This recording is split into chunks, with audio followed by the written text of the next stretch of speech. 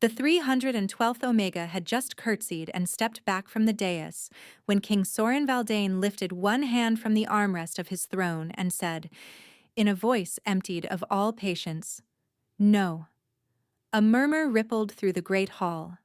312. 3 days of this. 3 days of Omegas walking single file toward a king who could not see them, offering their wrists, their throats, the vulnerable pulse points where scent gathered strongest, and 312 times that same flat syllable had dropped from his mouth like a stone into still water. No. No. No. The court had stopped whispering about it by the second day. By the third, they had stopped pretending not to stare. The selection was failing. Everyone knew it. Soren sat motionless on the iron throne, his head tilted slightly to the right the way it always was now, angled towards sound rather than sight. His eyes were open but fixed on nothing, pale gray irises clouded at the edges where the curse had eaten through. He was still terrifyingly large, broad across the shoulders and built like something designed to break other things, but there was a stillness to him now that hadn't been there before. A containment. Like a wolf locked inside a body it could no longer fully command. His beta, Tavan, stood 2 steps below the throne, his expression carefully neutral, though the tightness around his jaw betrayed the strain. 3 days. 312 Omegas drawn from every noble house, every allied territory, every bloodline of significance in the realm, and the king's wolf had rejected every single one. Tavan leaned toward the throne and spoke low enough that only Soren could hear. "There are 16 remaining, Your Majesty. After that, the selection pool is exhausted."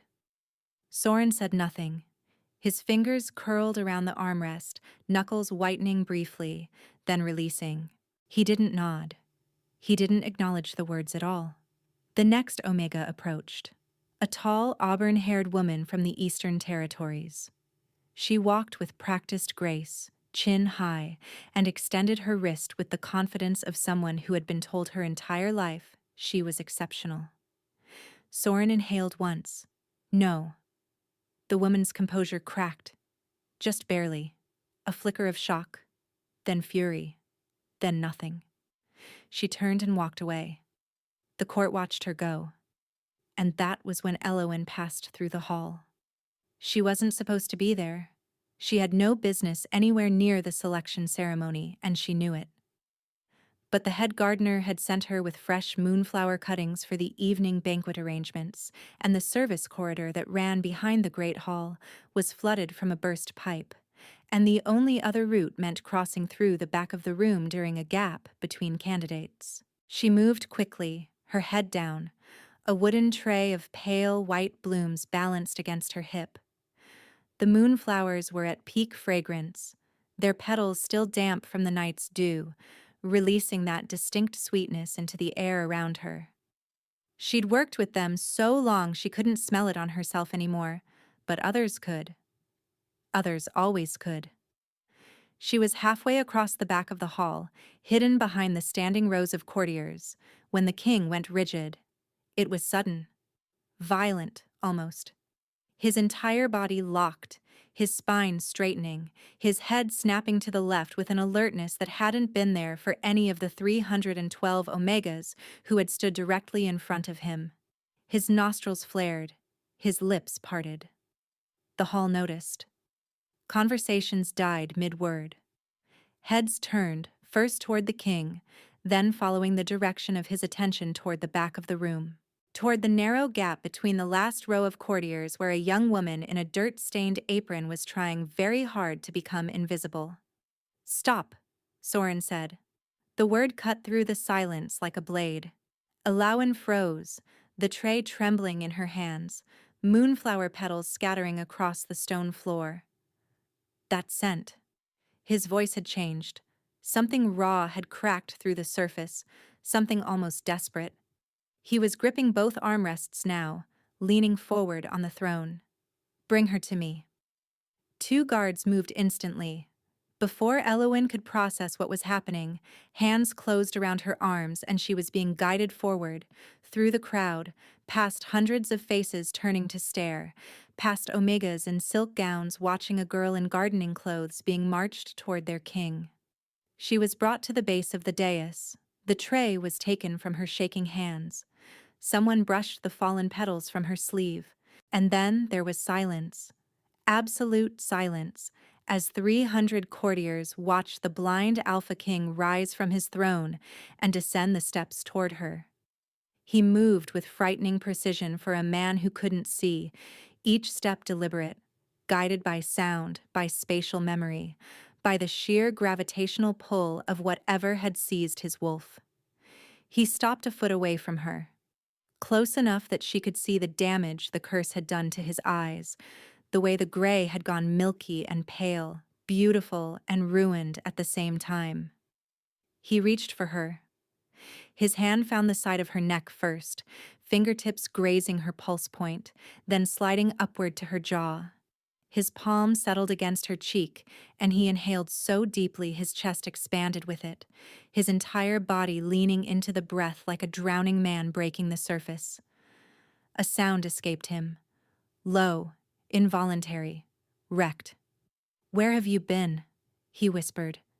Alawan couldn't speak, couldn't move, couldn't do anything except stand there with the king's hand on her face while her heart tried to break through her ribs, because she remembered exactly where she had been.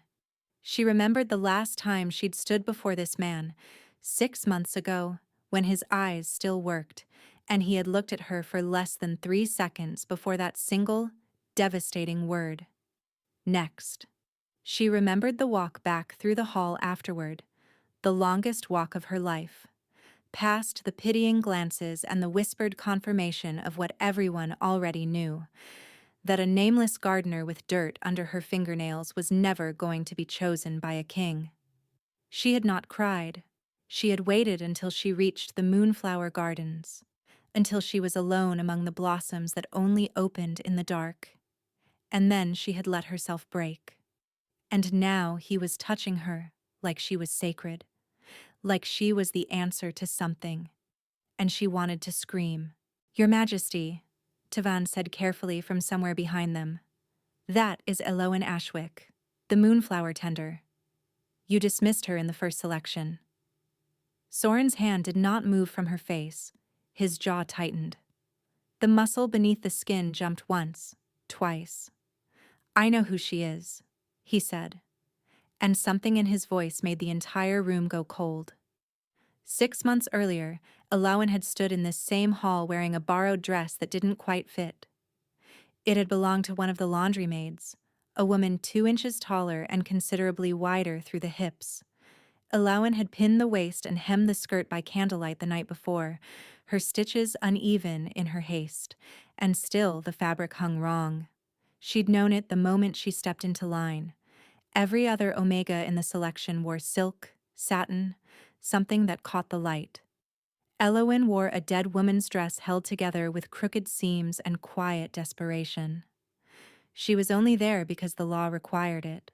Every unmated Omega within palace grounds had to be presented during a formal selection. It didn't matter that she was a gardener.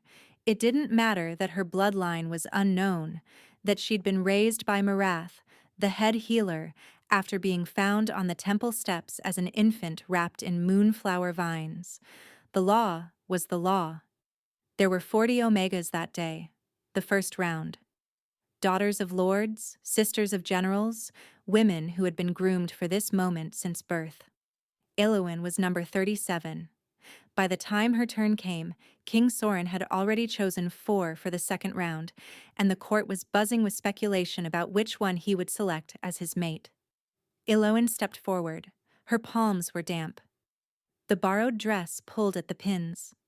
Soren sat on the throne, his gray eyes sharp and clear and devastatingly focused. He was younger than she had expected, though everything about him radiated authority. The kind of man who made a room feel smaller just by existing in it. His gaze swept over her from head to hem. She felt the assessment like a physical thing, clinical and complete. measuring and finding insufficient. She watched his eyes pause on the uneven hem, on the too wide waist, on her hands, which she had scrubbed raw but which still carried the ghost of soil beneath the nails. She watched him see everything she was, everything she wasn't, and arrive at his conclusion in the space between one heartbeat and the next. Next. One word.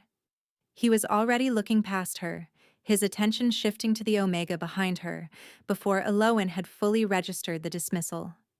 She stood there for one terrible, suspended second, the word lodging somewhere beneath her sternum like a splinter, and then a handler touched her elbow and guided her away.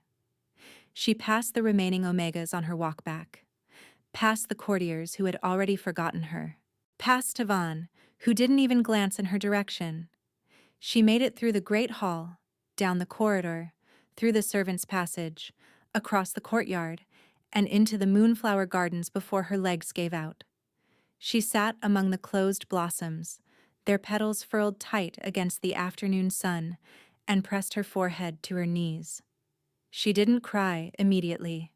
The tears came slowly, reluctantly, leaking out sideways like they were ashamed of themselves. The moonflowers opened at dusk. She was still sitting there when they did, their white petals unfurling one by one in the fading light, releasing that sweet, heavy fragrance that had been the only constant in her life. She had tended these gardens since she was old enough to hold a trowel. While other children played, she had learned which soil the moonflowers preferred, which phase of the moon made them bloom brightest, how to coax a dying vine back to life with patience and steady hands. The flowers didn't care about her bloodline. They didn't care about her borrowed dress or her dirty nails. They bloomed for her anyway. She requested the permanent night shift the following morning. The head gardener, a gruff man named Aldrich, who had never asked a personal question in his life, looked at her for a long moment, then nodded without comment. After that, Eloan worked only after dark, tending the moonflower beds by lantern light, sleeping through the days when the rest of the palace was awake. She became nocturnal, invisible. She moved through the palace like a ghost, and slowly, carefully, she stitched the wound closed and tried to forget. Then the assassination happened. 2 months before the current selection, a delegation from the northern clans arrived under a banner of truce. They brought gifts, wine, rare pelts. They also brought 3 men with cursed blades hidden in their coats. The attack came during a private dinner. The king killed 2 of the assassins himself. The third got close enough to draw blood, a slash across his face laced with something that burned through flesh and kept burning. He lost his sight within hours. It went in stages, the edges first, then the color, then the shapes, then the light. By morning, the king of Ashenmore was blind. The court shattered. Factions formed overnight. Allies became uncertain. Enemies became bold. And through it all, Soren sat in the dark of his chambers and refused to see anyone. The healers tried everything. Mirith herself spent 3 sleepless nights mixing tinctures, pressing poultice after poultice against the king's ruined eyes. Nothing worked. Whatever had been on those blades was not ordinary poison. The new selection was announced a month later. The king needed a mate. Not for comfort, not for companionship, but because an unmated blind alpha was a vulnerability the kingdom could not afford. A bonded mate would anchor his wolf, stabilize his authority, give the court something to rally around. But this time, the selection would be conducted by scent. The king could no longer see his candidates. He would choose by what his wolf recognized. 312 Omegas were summoned from across the realm.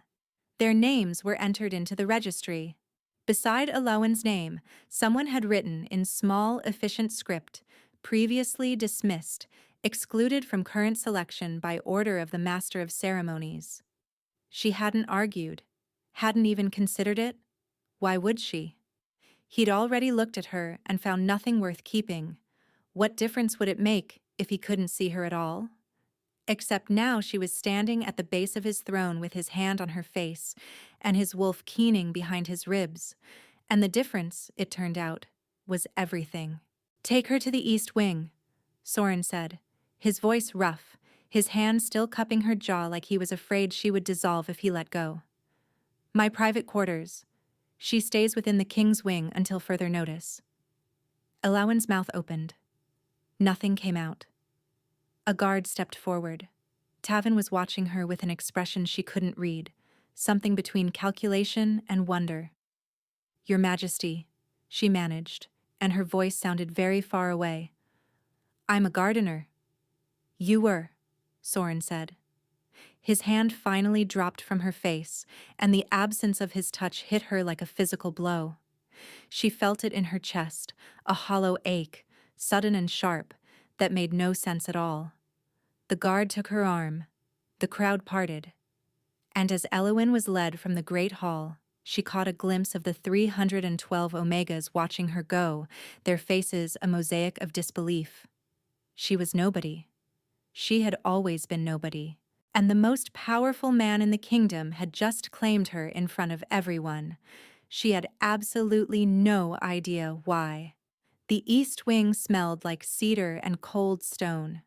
Elowin's quarters were a small room adjoining the king's chambers, connected by a single door that she was informed, by a very stern-faced attendant, was to remain unlocked at all times. "His Majesty's orders," the attendant said, placing fresh linens on the narrow bed. "You are to be accessible."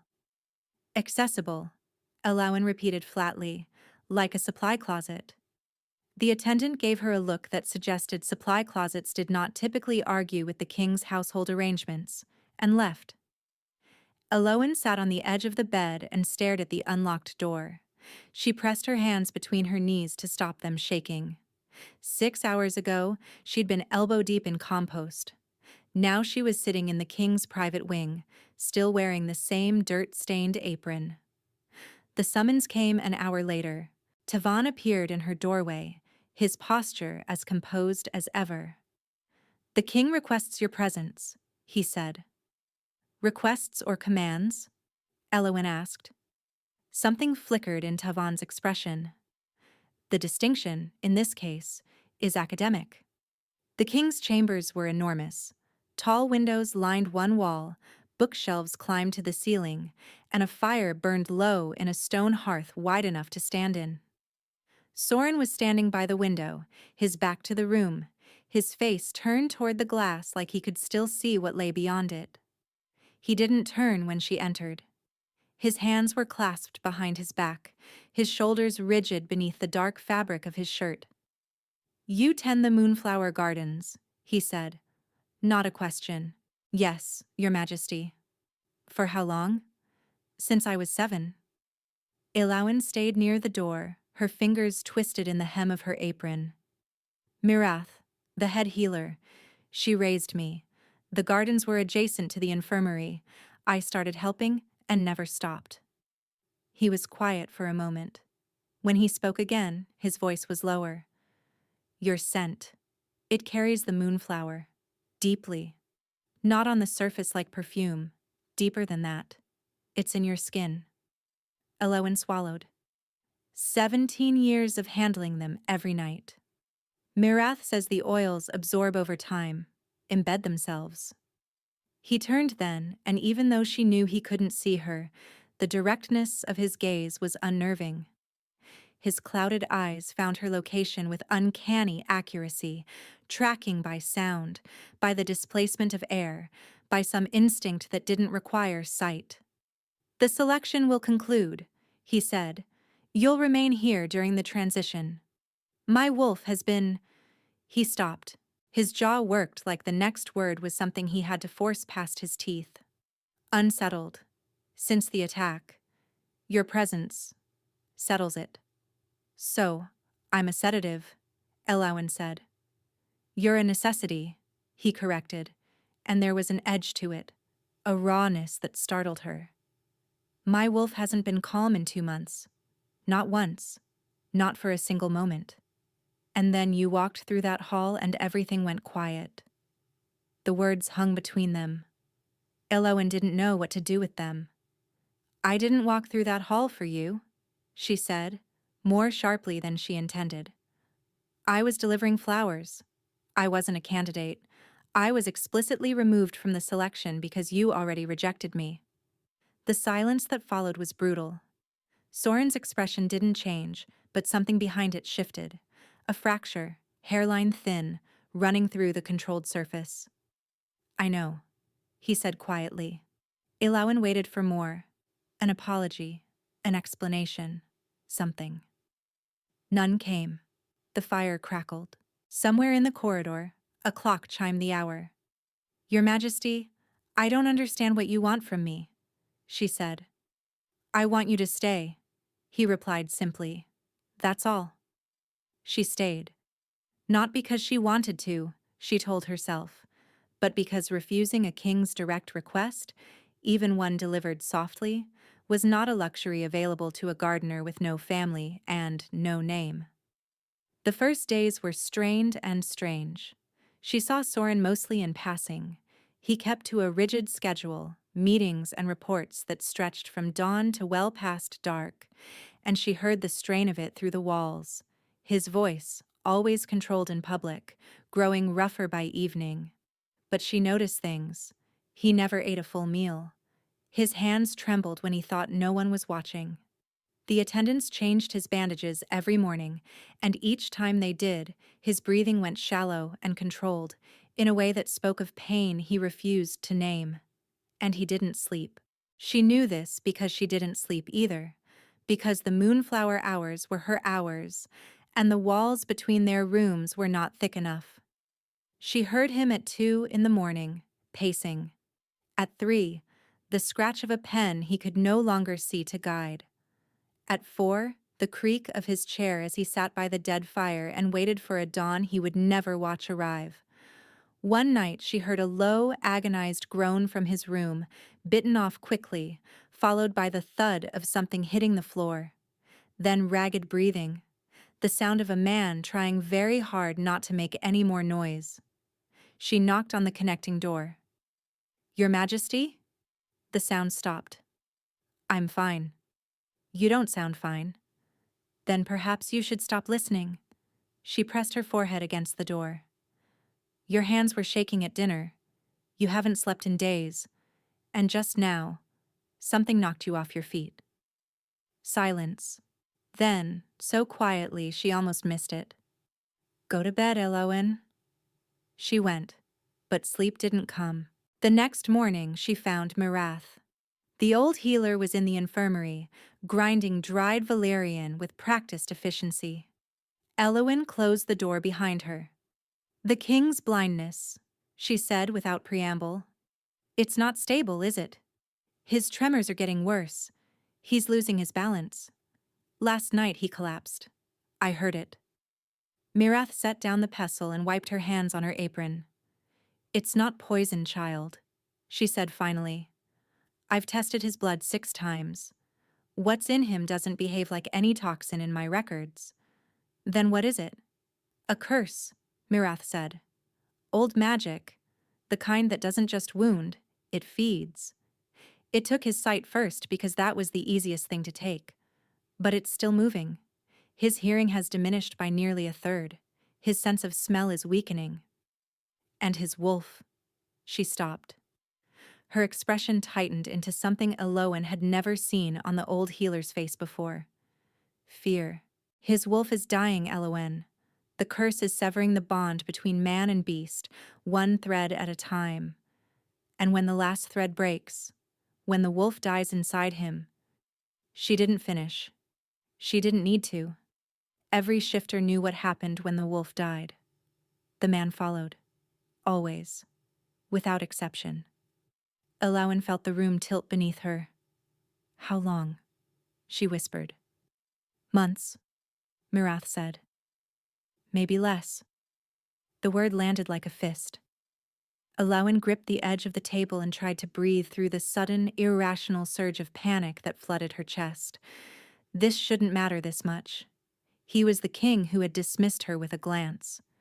She was a gardener sleeping in his spare room because her scent was convenient, but her hands were shaking, and her wolf, quiet and small and dormant her entire life, was pressing against the inside of her ribs with a desperation she had never felt before. "Does he know?" Elowyn asked. Mirath's silence was answer enough. He knew she was there before she knocked. It became a pattern over the following days, one neither of them acknowledged openly. Elowyn would arrive at his chambers in the evening carrying a pot of moonflower cuttings and a stack of reports Tavan had left for the king's review. She would set the flowers on the windowsill where the night air could coax them open, settle into the chair by the fire, and begin to read. The first night, Soren had resisted. "I don't need someone to read to me." "Tavan says you have 43 unsigned trade agreements and a grain dispute with the Southern Territories that's been festering for 2 weeks. Elowyn replied, already opening the first folder. "Your pride can survive an hour of my voice." He had gone very still. Then, almost imperceptibly, the corner of his mouth had twitched. She read to him every evening after that. It was an odd kind of intimacy. She sat close enough that the moonflower scent would reach him, close enough that she could see the tension bleed from his shoulders as the fragrance settled over the room. He listened with fierce concentration, asking sharp questions about tariff calculations and border patrol rotations that reminded her, forcefully, that beneath the blindness and the curse, this was still a man who held an entire kingdom in his hands. But the questions changed as the nights wore on, not always about policy. Sometimes, in the pause between one document and the next, he would ask other things. "The moonflowers, why do they only bloom at night?" "They're heliophobic," Elowyn said, reaching for the next report. "Sunlight triggers a chemical response that locks the petals shut. They need darkness to open. So they hide from the light." "They don't hide," Elowyn corrected gently. "They just need different conditions to bloom. There's a difference." Soren was quiet after that. When she glanced up, his expression had gone soft in a way she hadn't seen before. He caught himself quickly, clearing his throat and asking about the grain dispute, but the moment lingered. Small things accumulated. She noticed he always angled his chair toward hers, tracking her location by sound like a compass finding north. She noticed the fire was always built up before she arrived, the room always warm. One evening, she found a second chair had appeared beside the hearth, lower and more comfortable than the stiff-backed seat she'd been using. Neither of them mentioned it. "This chair is suspiciously comfortable," she said, sinking into it. "It was surplus," Soren said from across the room, not looking in her direction. "Surplus. From where? The royal collection of chairs no one asked for? Are you going to interrogate the furniture or read the supply reports?" Elowyn smiled. He couldn't see it, but something in the quality of the silence must have given her away, because his ears went faintly pink. She was falling into something. She knew it the way you know a current has you before you've been swept away. Too late to swim against it. Too early to know where it ends. She tried to stop. Reminded herself of the borrowed dress, the single word, the walk back through the hall that had lasted forever. But memory is a poor shield against proximity, and Soren was not the man she had built in her mind during those months of exile. He was harder, sadder, funnier than she had expected, and far, far more broken. Mirath confirmed what Elowyn had been suspecting during their next meeting. The old healer's workshop smelled of dried herbs and burning sage, and her face carried the weight of someone about to say something she'd been carrying for too long. "The moonflower isn't just a scent to him," Mirath said, spreading a series of old texts across her workbench. The pages were brittle, the ink faded to the color of old rust. "There are records, ancient ones, from before the unification. The moonflower was once called the bond keeper's bloom. It was cultivated specifically in temples dedicated to the moon goddess, Selvain, who governed the mating bonds between wolves." Eloin's breath hitched. What are you saying? The moonflower's chemical signature mirrors the pheromonal marker of a true mate bond. Mirath continued, her finger tracing a passage in the crumbling text. In extremely rare cases, a wolf who has been exposed to moonflower oils for years, deeply enough that the compound has bonded to their cellular structure, produces a scent that is indistinguishable from a fated mate's recognition marker. So my scent isn't calming his wolf because it's pleasant, Eloin said slowly, the realization settling over her like cold water. It's calming his wolf because his wolf thinks I'm his mate, Mirath finished. Whether you actually are, or whether 17 years of moonflower saturation has simply created a perfect chemical imitation, I cannot tell you. But his wolf cannot tell the difference. And at this point, it may not matter. Why wouldn't it matter? Because the curse is fighting it. Mirath's voice dropped. Whatever magic is devouring his wolf, it's accelerating. The bond, real or constructed, is the only thing slowing the decay. Your proximity gives his wolf something to anchor to, something to fight for. Without you near him, the curse consumes faster. Eloin sat in stunned silence. She thought about the chair he'd placed by the fire, the reports he didn't need her to read, but let her read anyway, the way his wolf went quiet when she was close. She thought about her own wolf, pressing against her ribs every evening as she approached his door. The ache when she left. The dreams she'd started having. Formless and strange, full of dark forests and the sound of chains. There's something else, Eloin said. Something I haven't told you. Mirath waited. When I touch him, sometimes I see things. Flashes. A dark place. Like a forest, but wrong. Dead trees. And something in the center. Something chained. Mirath's face went white. His wolf. The old healer breathed. You're seeing the curse from the inside. She didn't mean to fall asleep in his chambers. It happened the way most dangerous things happen. Gradually and then all at once. They'd been working late, Soren dictating responses to border dispatches, while Eloin transcribed them in her careful, unpolished script. His handwriting had always been precise, Taven told her, disciplined strokes that reflected the man. Now the pen sat unused on his desk, and Eloin's looping letters filled the margins instead. Your spelling is atrocious, Soren observed from his chair by the window, his head tilted at that listening angle. I'm a gardener, not a scribe. Clearly. Would you like to write them yourself, Your Majesty? The silence that followed was just a beat too long. Eloin's stomach dropped. I'm sorry, she said quickly. That was thoughtless. I didn't mean... You meant exactly what you said, Soren interrupted. And there was no anger in his voice, only something tired and almost amused. And you're the only person in this palace who still says what they mean to me. Everyone else speaks to me like I'm made of glass. Don't start now. Eloin swallowed hard and looked down at her hands, at the ink stains on her fingers, at the faint shimmer of moonflower oil that never fully washed away. Your spelling is still atrocious, though, he added. She threw a wadded piece of parchment at him. It hit him square in the chest, and the look of utter surprise on his face, the half-second of bewildered silence before his mouth curved into the first real smile she'd ever seen from him, was worth every consequence that might follow. Did you just... He started. Surplus parchment, she said innocently. It was just lying around. The smile widened. She stared at it, transfixed. Something warm and terrible expanding in her chest. They worked until the candles guttered. Eloin didn't remember closing her eyes. One moment she was transcribing a note about the Eastern Watchtower rotations, and the next she was waking in the armchair with a blanket draped over her that hadn't been there before. The fire had burned to embers. The room was washed in deep amber and shadow.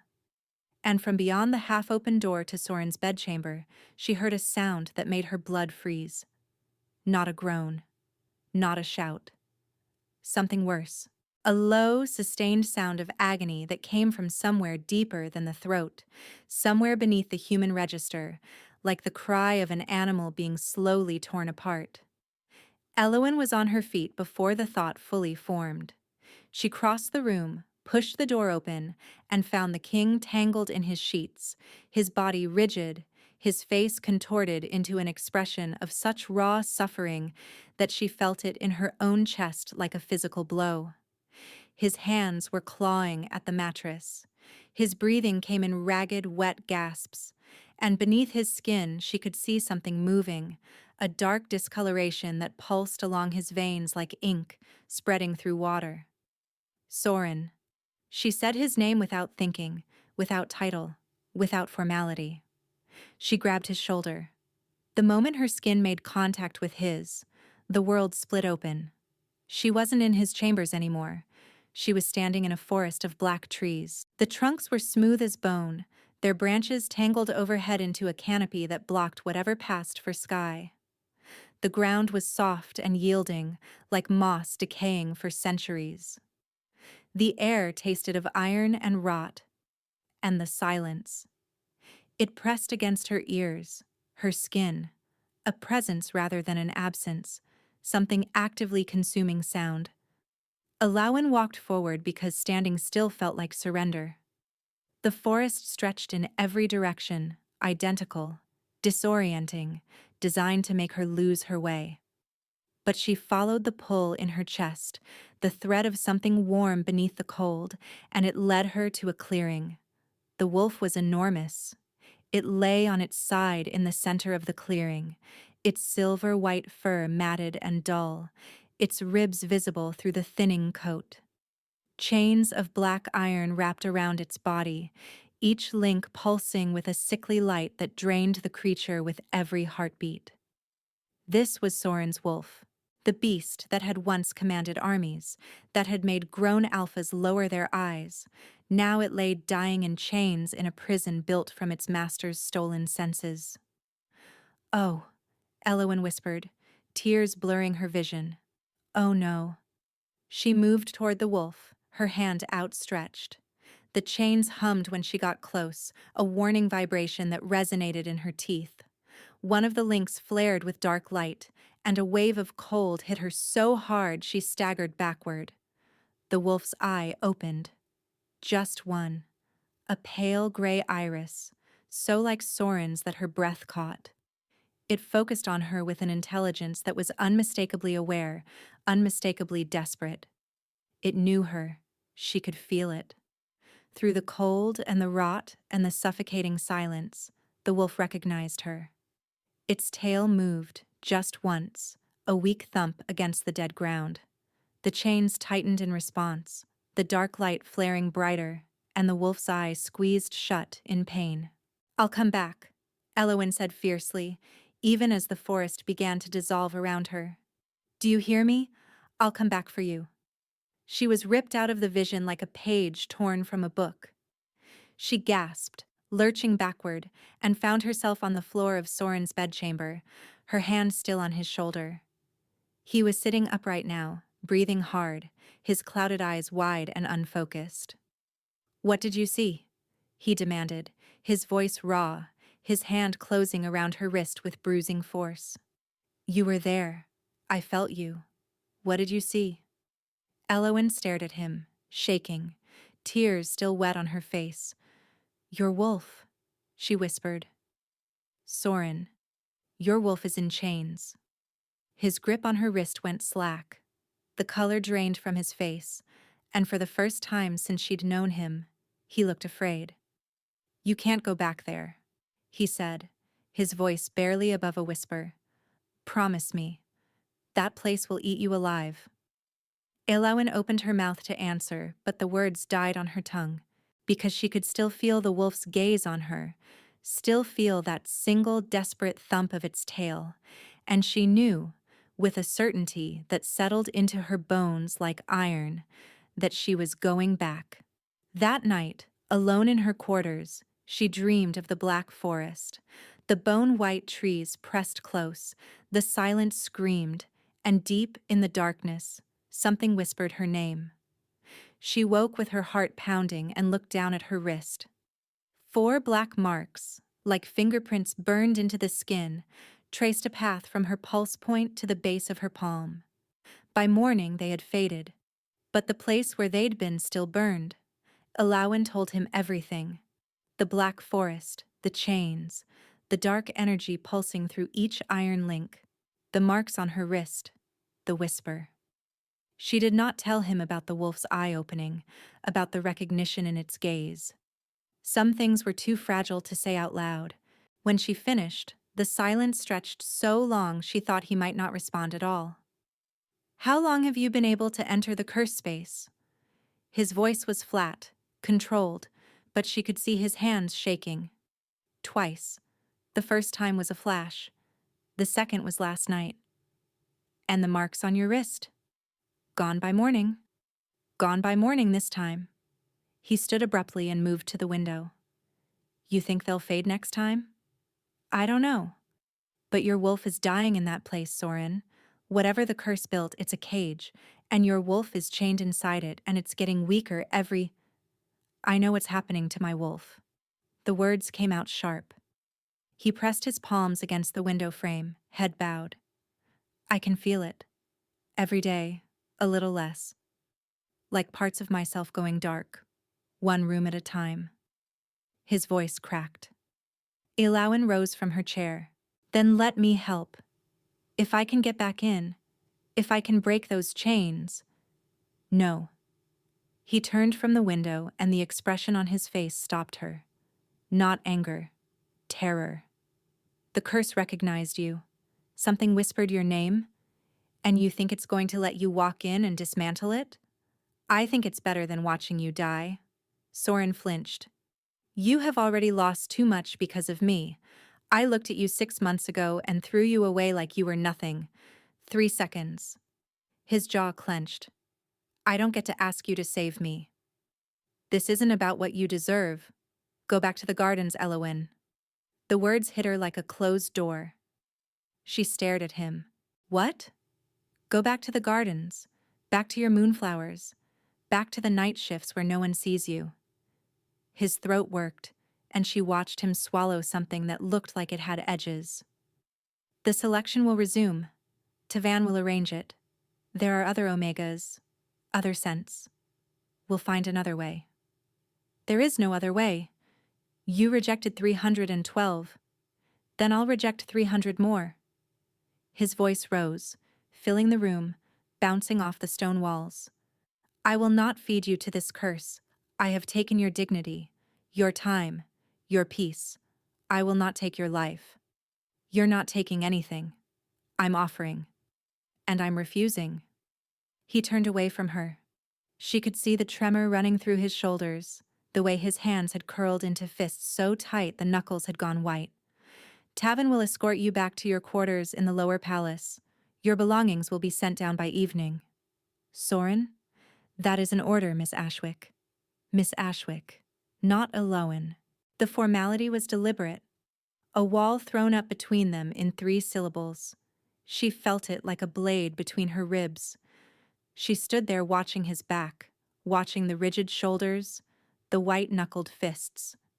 He was shaking, and he was sending her away anyway. "Fine," she said, her voice thick. "But you should know something." He didn't turn. "Your wolf recognized me." She paused. "In that place, chained and dying, your wolf opened its eye and knew exactly who I was. It wagged its tail, Soren. Once. Like it was glad to see me." His shoulders hitched. A single sharp movement like something had broken inside his chest. Alawan left before she could see the rest. The gardens felt like a grave. Alawan returned to the moonflower beds that evening and tried to pretend the past 3 weeks hadn't happened. The moonflowers bloomed around her the way they always had, white petals opening in the dark. Except they didn't. Not like before. By the 4th night, a full quarter of the garden had gone dormant. The blossoms simply stayed closed, their petals locked tight, and the fragrance that had always filled her greenhouse was fading to a ghost of itself. She was fading with them. The headaches came first, building through the evenings until she was curled on the greenhouse floor. Then the nausea. Then the bone-deep exhaustion, like her body was running on a fuel source that had been cut off. Her wolf was inconsolable. The creature that had been quiet her entire life was howling inside her chest with a grief that made her eyes burn. It wanted him. It clawed toward him with every heartbeat, straining against the distance like a chain pulled taut. She caught fragments through the servant corridors. The king had canceled all audiences. His tremors had worsened.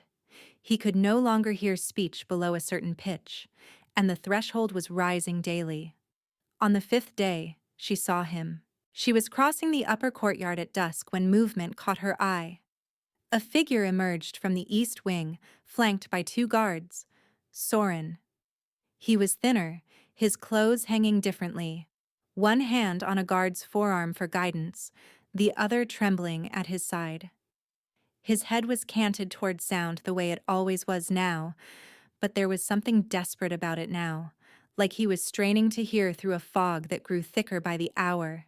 He didn't sense her. 3 weeks ago he would have caught her scent from across the courtyard. Now he walked past without a flicker of recognition, and the sound that escaped her throat was not a word. On the 7th day, Mireth came to the greenhouse. The old healer took in the dying moonflowers, the darkened beds, the girl sitting among them with shadows beneath her eyes. Her expression was grim. "He collapsed this morning," Mireth said without preamble. "Tavin caught him before he hit the floor. His hearing is nearly gone. His sense of touch is fading. The wolf has days, Elawan. Perhaps less." Elawan closed her eyes. "What you're feeling," Mirath continued, pulling the door shut behind her. "The sickness, the way your moonflowers are dying around you, that isn't coincidence. The bond has taken root. Your wolf and his wolf are connected now. Incompletely, but connected." "What does that mean?" Elowen asked, though she already knew. She could feel the answer in the hollow space behind her ribs, in the way her wolf was throwing itself against the walls of her chest. Mirath knelt beside her, took her hands, and held them firmly.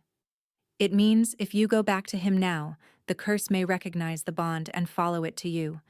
It could consume you the way it's consuming him. You could lose your wolf. You could lose yourself." Elowen's breath stuttered. "And if I don't go back?" Mirath's grip tightened. "He dies," the old healer said quietly. "And because that bond has taken root, child, whether either of you chose it or not, you die with him." Elowen stood in the greenhouse among her dying flowers, Mirath's words still ringing in her ears, and made the easiest decision of her life. She didn't run. She walked. Through the greenhouse door, across the lower courtyard, up the servants' staircase, through corridors she had memorized during those weeks in the East Wing. She walked past startled attendants and confused guards, and one very alarmed chambermaid who called after her that the king's wing was restricted. She didn't stop. Tavan intercepted her at the final corridor. He stepped into her path, one hand raised, his expression the careful mask of a man accustomed to enforcing boundaries. "Miss Ashwick, the king has given explicit orders." "His wolf has days," Elowen said, not slowing. "Possibly hours. You know this. I know this. And we both know I'm the only thing that's ever slowed the curse down." Taven's hand didn't drop, but something behind his eyes shifted. "He'll be furious," the beta said. "He'll be alive." For a long moment, Tavan studied her. Then he stepped aside. Elowen pushed through the doors to the king's chambers, and the smell hit her first. Something sour and medical layered over something darker. The curtains were drawn. The fire was dead. And Soren was in the chair by the window, not standing the way he used to, but slumped, like standing required more than he had left to give. He didn't react when the door opened, didn't turn his head. She realized with a sickening lurch that he hadn't heard her enter. His hearing was gone. She crossed the room, her footsteps silent on the thick carpet, and knelt in front of his chair. His eyes were closed. The dark circles beneath them had deepened into bruises. His hands lay limp in his lap, and the tremors were constant now, a fine vibration that ran through his fingers like something inside him was coming apart. Alawan reached up and placed her palms on either side of his face. His eyes flew open. The clouded gray irises moved without focus, searching for something they could no longer find, but the moment her skin touched his entire body shuddered. His nostrils flared, catching the moonflower scent that still clung to her despite everything, and a sound came out of him that she felt in her own chest. Not a word, not a groan. Something more fundamental than either. Recognition at the level of marrow and blood, and the place where the human ended and the wolf began. Elowyn. He said her name like a prayer he'd given up on. She leaned forward until her forehead rested against his. She could feel the curse pulsing beneath his skin, cold and wrong, but beneath it, faint and flickering, his wolf. Still there, still fighting. "I'm here," she said, knowing he couldn't hear the words but hoping he could feel them. His hands came up, shaking, and covered hers where they held his face. He pressed her palms harder against his jaw, greedy for the contact, and she felt his breath catch. "You need to go," he whispered. He couldn't hear his own voice. The words came out too loud, cracking at the edges. "The curse will take me either way," she said against his skin. "If you die, I die with you. The bond won't let me survive it." Mirath confirmed it. She pulled back just enough to look at him, at the ruined gray of his eyes, at the face she had somehow learned to love in the space between one heartbeat and the next. "So I'm not here to save you, Soren. I'm here because there is nowhere else for me to be." His composure shattered. It didn't crack or fray. It broke apart all at once like a dam giving way, and what came through was grief so raw it made her eyes burn. His forehead dropped against her shoulder, his hands fisted in the back of her shirt, and he held on like the world was ending, which, for him, it was. "I should never have sent you away," he said into her neck, the words muffled and wrecked. "I should never have dismissed you. That day, in the selection, I looked at you for 3 seconds and I saw nothing, and it is the worst thing I have ever done. And I have done terrible things, Elowyn.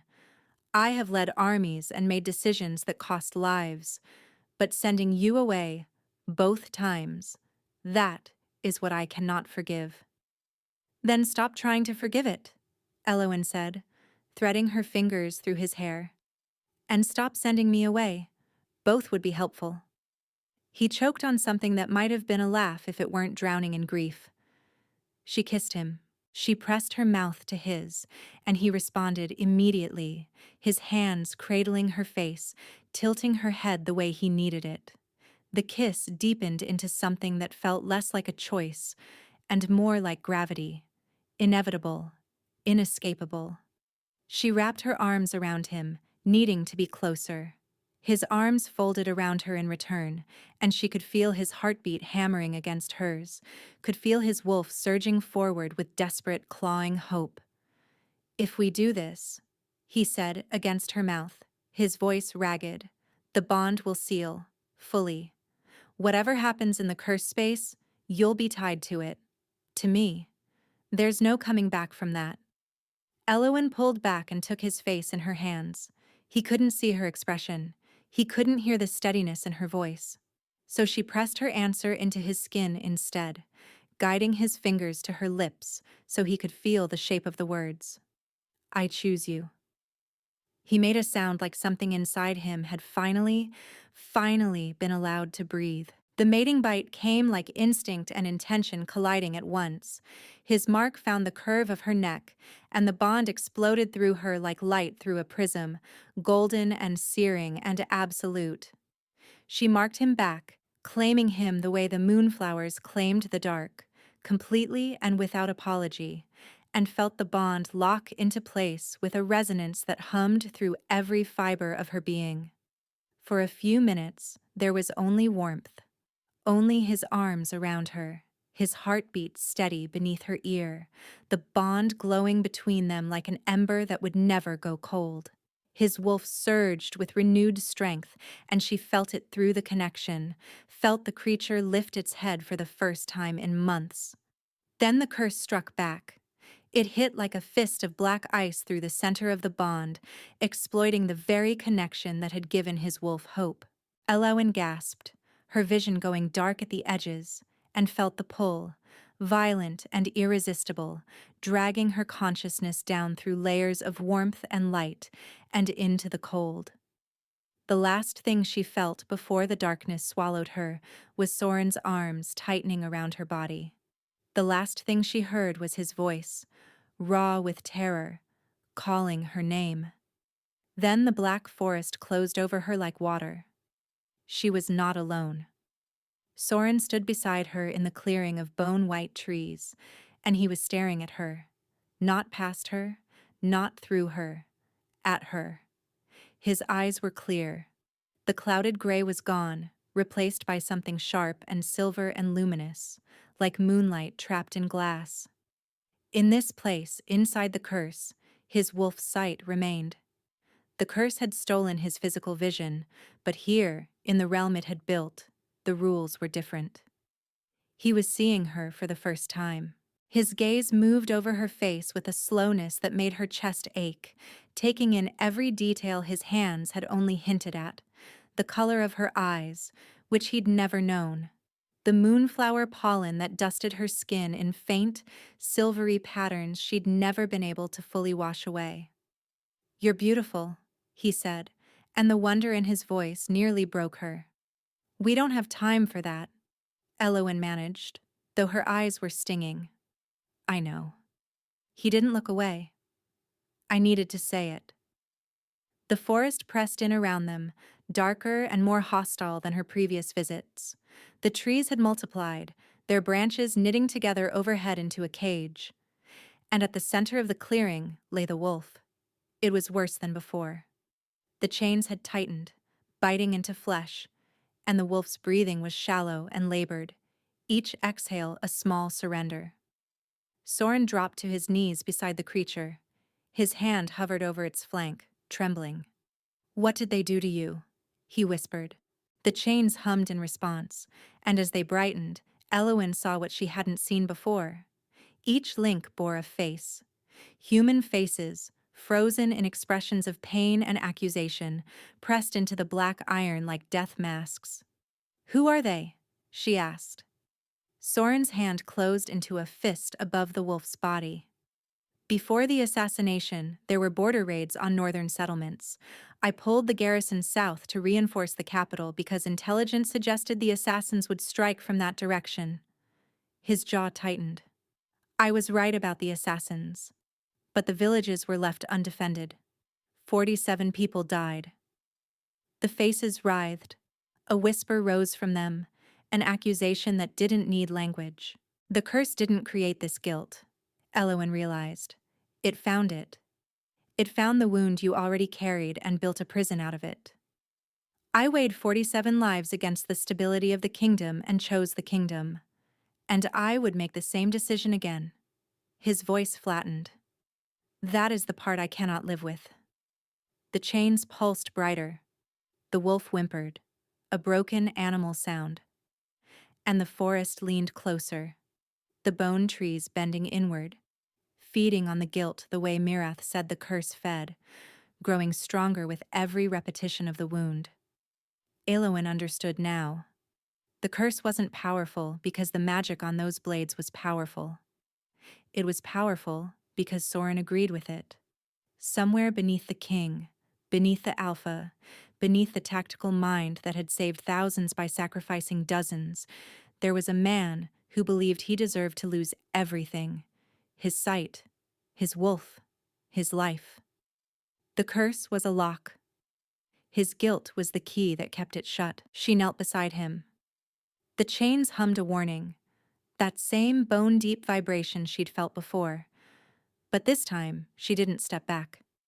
"You made an impossible choice," she said, "and people died because of it. That's real. I won't tell you it wasn't." Soren's head dropped. "But you didn't choose for those people to die. You chose to protect the most people you could with the information you had. That isn't cruelty. That's leadership. And it's awful. And it costs something. And you're allowed to grieve what it cost." The whispers from the chains rose sharper, louder. The faces contorted. The forest pressed closer. "But you are not allowed to let it eat you alive," Elowen continued, her voice fierce now. "This curse found your guilt and turned it into a cage, and every night you come here and you agree with it, you stop fighting." She took his face in her hands and turned him to look at her. His silver eyes were raw, stripped bare.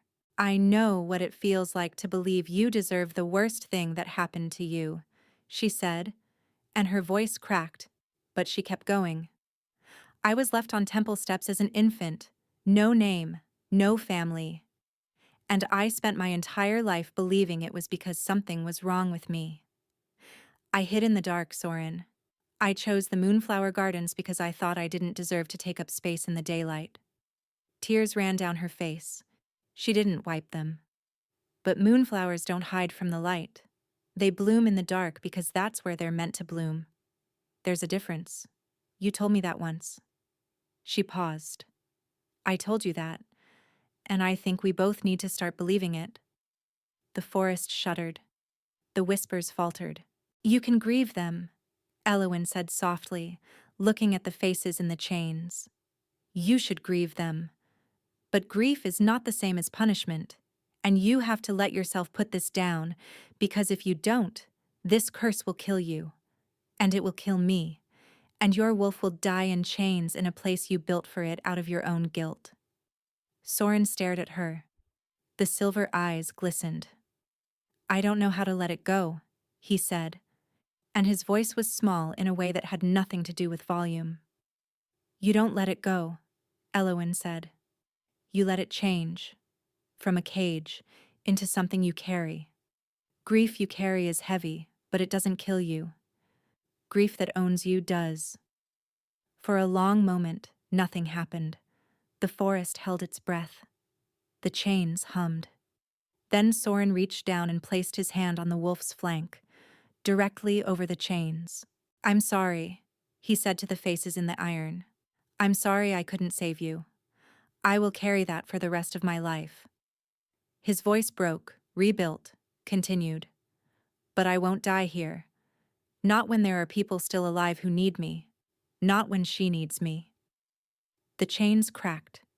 One link, then another, fractures spidering through the dark iron. The faces softened, the accusation fading into something that might have been release.